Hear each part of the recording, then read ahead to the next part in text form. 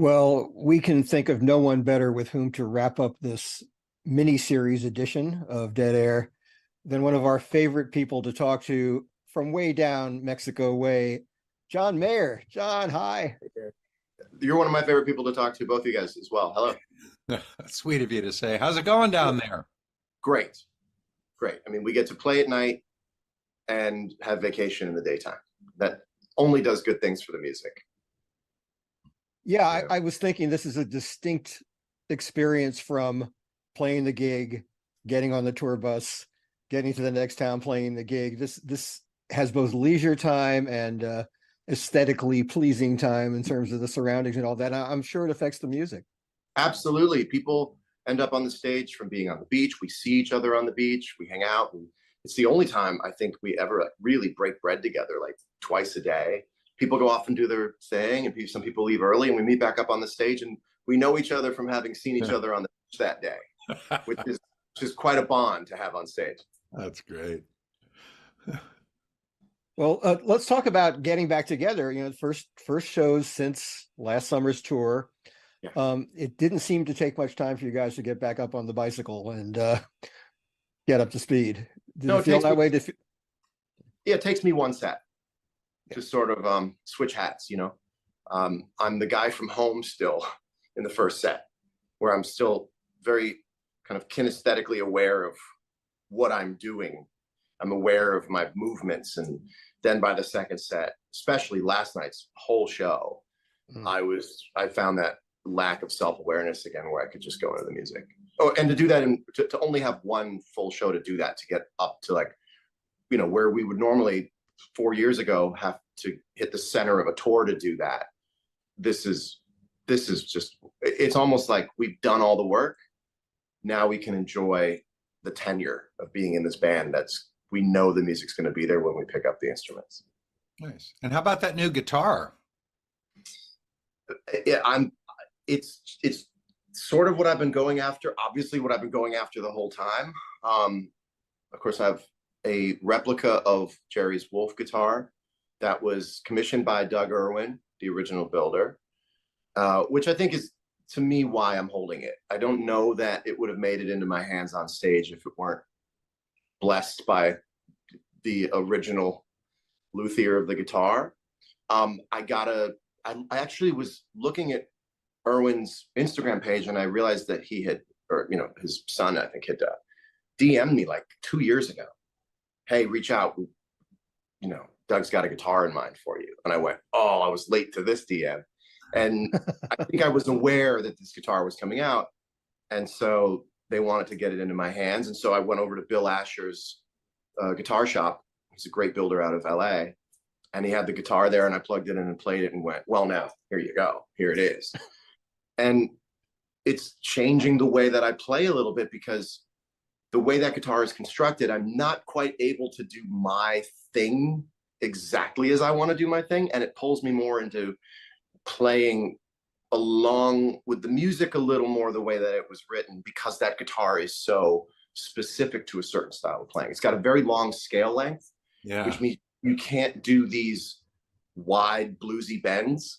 You have to be more linear about what you're saying. And so it's been really fun for me to crack that code as I play, because if you're going for the, you know, super expressive blues playing, you're not quite going to get there. It's going to come off a little lumpy sounding. And the fun part about a guitar, every guitar a guitar player picks up, you go, okay, what do you do? Yeah. What do you do, and how can I make it work? You know, like, you can give me any guitar and I'll make it work. The question is, what am I going to play on it that's going to highlight what that guitar can do? And so as I've been playing and trying these things, and I go, well, that doesn't quite work, but then trying these other things that are much more linear and stretched out, it's really joyous to play. And the secret is that it actually plays better than the original, because the original has frets that have been worn down over the years by Jerry's playing. And I understand someone might not want to go dig into the wood and pull those frets out and put new ones in, but this one is much more playable because it's new. You know, if I owned Wolf, I'd be ripping the frets out. I'm a guitar player. I'd be ripping the frets out, putting new ones in. To me, that's still a stock guitar, but I understand people want to keep the sanctity and the pristineness of that instrument. So to have an instrument that plays very, very, very similar and sounds almost identical, but has frets that are dressed and you can really go up and down and be expressive on it. That's like the best of both worlds. Yeah, that's an interesting observation about, you not being so drawn to doing your blues bends and stuff like that. A new instrument can really sort of force you out of ingrained habits, Yeah. which can be It goes, a really "I don't do cool that." thing. And you have to listen to it, because if you go, yes, you do, you're going to lose. You're going to lose. You don't I play have the guitar. I have no set thing I play on the guitar. I don't pick up a guitar and play like my thing on it. I pick it up and I go, what do you do? And sometimes I end up playing John Lee Hooker on it. Sometimes I end up playing me on it. Sometimes I end up playing, like Django Reinhardt stuff, depending on what the guitar presents itself to be. So this is pretty great, because obviously all that music was made on a guitar that has this tonal vocabulary. So for me, it's like I can come even closer to these things where because the tone is so on, you don't have to play a bunch of notes. You can play really kind of simplified stuff. And in that sense, it's like a horn. I mean, it's got this attack the way you would sort of almost have on a reed of a saxophone. Interesting. And it allows me to kind of play it more like I'm breathing. Take a breath. Breathe. And it's been really fun to build these melodic passages as I'm playing, more so than playing a blues thing. I noticed that the other night at the end of They Love Each Other. There was some very interesting new guitar stuff going on in there that I think sounds like it's an outgrowth of the thing you're talking Sure. about here, that it Sure. it gave you something new to do in that spot. Yes. And there will be a lot of new rooms to open because of this guitar. So, and I just am so grateful that people see me with that guitar and don't bristle. That was my big fear. Listen, it was a big fear. I was saying to Bill Asher while the guitar was in my hands, I go, Bill, I just have to figure out a way to get people to understand that I'm playing this thing out of love and not trying to come closer and closer to encroaching on someone. And the fact that people appreciate me playing that guitar more than, or instead of going, what are you doing there? Well, some people are going to do that anyway, and you can't account for them. You got to do what you do. Yeah. But I mean, this was pretty on the nose, to have that. If I could wave a magic wand, I'd go make the stain a different color on the wood, change the shape a little bit. But it's been the level of acceptance for me and the decisions that I make and trying to get a better sound and contribute more. Like the level of acceptance in that is mind blowing to me, because I did spend a considerable amount of time worrying, like, how do you thread that needle so that you're playing that guitar, but you're not visually insulting someone's intelligence. Right, playing that guitar in that role in that band. It's like several layers of skepticism you had to get through. Yeah. But I think the fact that Doug's blessing is on it, I think means a lot. And in all kinds of music, there's a tradition of players handing down their instruments to others. This wasn't directly Jerry's instrument, but it's the spirit of that instrument. Like Isaac Stern giving his Stradivarius to Joshua Bell. It's like the same vibe in our world. Right. Wallace Roney, who sadly passed away a few years ago, has one of Miles Davis's horns. It has his name on it. It says Miles Davis on it. Wow. And so, I mean, and also this being the last tour, there is a smoke 'em if you got 'em vibe. Get. I think for the audience as well, it's like, get everything out of this next tour you can get, knowing it's the last one. How many memories can you grab out of this? How many high scores can you ping on songs? So people could say, July 22 is the best, but 23 is the best version of that song. I mean, I would like to ping a few more high scores. Well, speaking of the last tour, let's talk about your feelings about that. And you just expressed that you really want to put everything into it. If there's something we've learned in the Grateful Dead world over now, going on 60 years, it's never really over. It just turns into the next thing. Sure. I don't have any next thing in mind at the moment. I think everyone has a different reason for seeing this as the last tour, so I can't speak for everybody. Bob famously, in my mind, once called me a classicist. Said that he's much more of a sort of a contrarian and countercultural thing, and I'm sort of a classicist. So it is very much like me to say, guys, you know, let's have a graceful denouement. Let's have a graceful, like, ta-da, you know. So I see the benefit in that. In, you know, I remember in the Long Strange Trip documentary, I think it was Big Steve. I could be wrong. I think it was Big Steve talking about, well, who was the boss of Grateful Dead? Well, anything could be the boss that day. The bus could be the boss if it breaks down.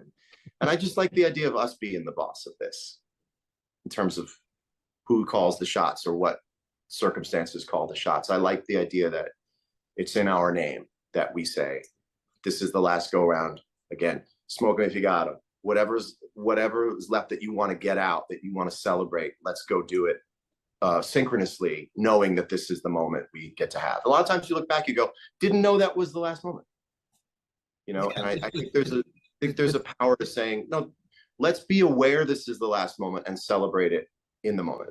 Well, it's nice that you're doing it on your own terms and also bringing the audience in on the equation as well. So we all know it's the last tour, and nobody's going to be caught short at the end of it going, what? Huh? That's right. And I think that's nice. I think in the world of Grateful Dead too, hope I'm not speaking out of turn, but I think that would be nice too, you know, to have this graceful tying up of all the loose ends for this band and saying, let's all get together and, you know, kind of celebrate something in real time instead of have to piece it back together in your head and go, oh, so that was that. Like, let's say this is that. You know? Yeah. Well, I'm thinking, certainly hoping that there are relationships that were forged in this band that will manifest themselves in different subsets, even though there's not a big stadium arena touring act.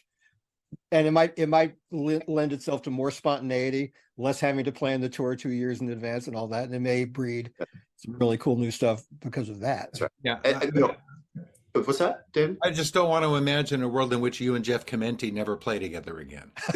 It's funny. I was thinking this. I was visualizing Jeff, and I love all the guys in the band, obviously, but every rock and roll bio in the description of how things come together explain that people got together from having been in previous bands. Every single rock bio says so-and-so then tapped so-and-so from a previous incarnation to join him and created so-and-so. So that's so well written in sort of rock and roll lore that's how new things start, is from people having done time together in a different band, you know. But that said, I have no tricks up my sleeve. I don't have any tricks up my sleeve. I certainly, working backwards, I can say I wouldn't want to go the rest of my life knowing all of these songs now and knowing how to play them and not playing them anymore. That would seem like a big waste of a lot of homework and a lot of trial and error and a lot of work on the road to create this fluency with the music to then go, all right, you know. Looking at your career, though, it sort of seems like, you know, you went in and got deeply into that blues stuff and worked closely with Eric Clapton and all that. And then you came into this Grateful Dead world. It seems like I'm wondering, is there going to be another giant body of work that you're going to tackle next to expand your musical horizons? There usually is. The thing I say I don't get today, I end up getting a year from now. And I now know that about other listeners too, which is really good when I'm making music.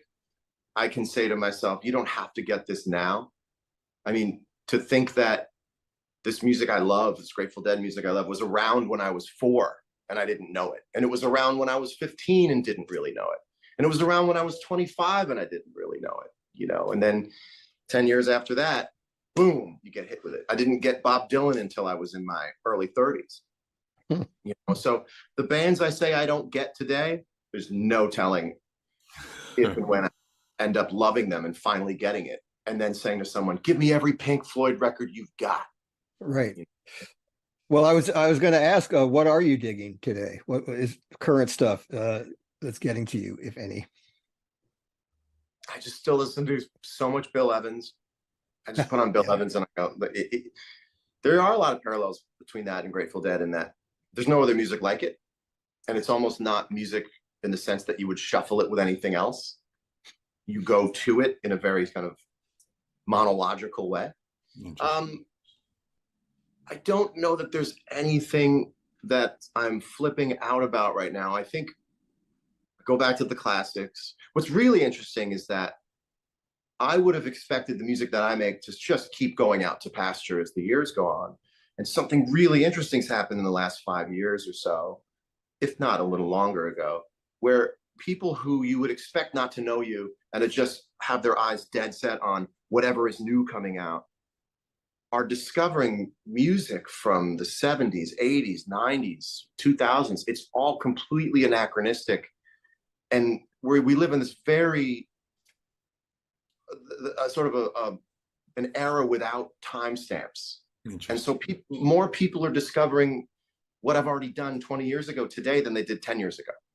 So that's really fascinating to me now. So I'm spending a lot of time, I wouldn't call it an identity crisis, but I would call it an identity audit, where I'm going, where do I stand in all of this? I look at the Spotify top 50 and I go, well, I shouldn't be here.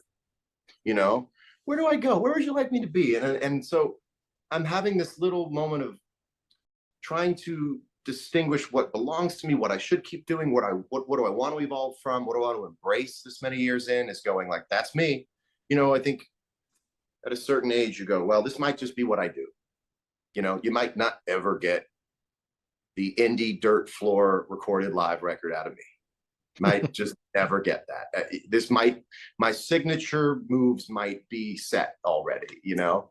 And so I'm just like listening to new stuff sometimes going, do I need to know this? Interesting. If, you know, it's like, it's a very interesting time in music and it's a very interesting time in my life set against that timeline. Like, I'm just trying to figure out what the next move is. Where would you like me? Hey guys, where would you like me to be? You know? Well, you know, that's almost a parallel with the expanding ways in which Grateful Dead music is being accepted. Yes. In places other than the nostalgic for the 60s realm. Mm-hmm. You know, they get embraced by indie artists, they get embraced by Americana. A few years ago, who would have thought, or at least 20 years ago, who would have thought of Bob Weir welcoming Winona Judd onto his stage? That's right. You know? And you know, I'm a little bit of a mischief maker, so I do like the idea that there are people, God, I shouldn't say this, but I do like that there's people who have no choice but to interface with me, who would never have listened to my music, but their love of this music and wanting to come see this band forces their hand in having to watch John Mayer play music for them. I don't know. There are worse fates. Yeah, I don't know. I get a kick out of that. Hey, I Yeah, hate to say it, but we have run out of time here. We had a very limited window in which to do this, and we have to go back to the stage in a couple minutes for Cool. the second set of the last show of Playing in the Sand. Well, this is always fun to talk with you guys. Never quite know well, it's going to be great. Well, when the summer tour is over, we're going to have a big debrief to do. You know, Yeah, like we an have 8-year debrief. So I owe you that. Yes. all right. Well, John, we knew that, you know, you were going to be our come in the bottom of the ninth and hit the walk-off homer guy, and you did not disappoint. Always great to talk to you. I hope I was interesting. Great to talk to you guys too, as always. Thank you so much, John. Appreciate everything you've done. Good. See you Thank soon. you. Thanks, guys.